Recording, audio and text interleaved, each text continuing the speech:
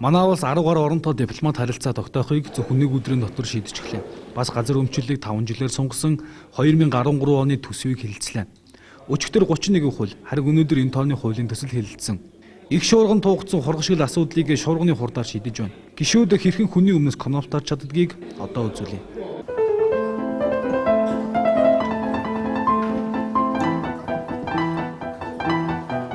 Санал хураалт 43 гишүүн оролцож 32 гишүүн дэмжиж 74.4%-аар гормын санал дэмжигдэж байна.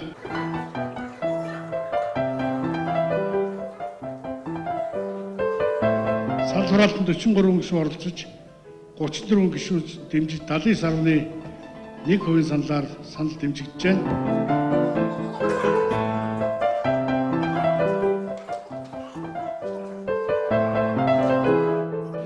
Авилгалын эсрэг хууль нэмэлт өөрчлөлт оруулах тухай хуулийн төслийг батлая гэсэн санал хураалт өгье.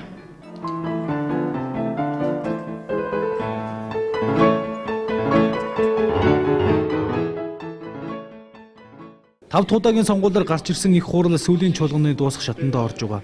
Эх 7 хоногийн баасан гар гэхэд чуулга өндөрлөнө. Сонгуульдаа яарсан, эх 4 жилийн санал судалтай яарсан гишүүд асуудлыг яарвчлуулж байна. Бид төрийн тэргүүнээс чуулган тарахаас өмнө яаралтай батлах ямар хуулийн төсөл байгаа вэ гэдгийг бодсон юм а.